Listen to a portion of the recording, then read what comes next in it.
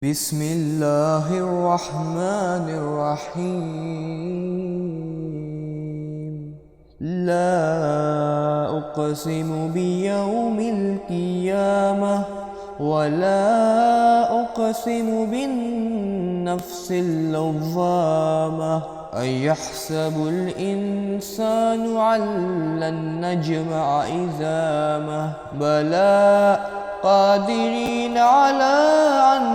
نسوي بنانه بل يريد الإنسان ليفجر أمامه يسأل أيان يوم القيامة فإذا برق البصر وخسف القمر وجمع الشمس والقمر يقول الإنسان يومئذ أين المفر كلا لا وزر إلى ربك يومئذ المستقر ينبأ الإنسان يومئذ بما قدم وأخر بل الإنسان على نفسه بصيرة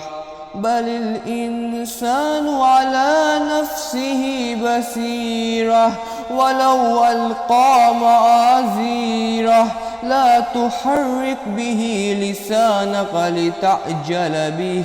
إن علينا جمعه وقرآنه فإذا قرأناه فاتبع قرآنه ثم إن علينا بيانه كلا بل تحبون العاجلة وتذرون الآخرة وجوه يومئذ ناظرة إلى ربها ناظرة ووجوه يومئذ باسرة تظن أن يفعل بها فاقرة كلا إذا بلغت التراق وقيل من راق وظن عنه الفراق والتفت الساق بالساق إلى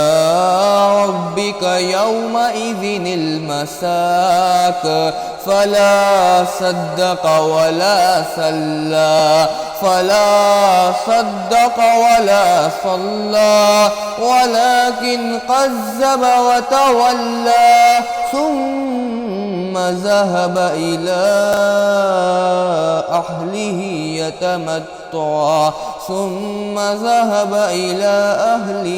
يتمتع أولى لك فأولى أيحسب الإنسان أن يترك سدى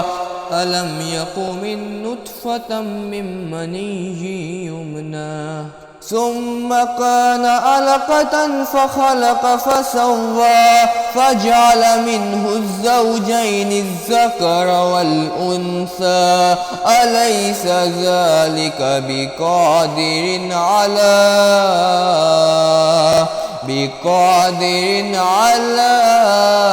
أن يحيي الموتى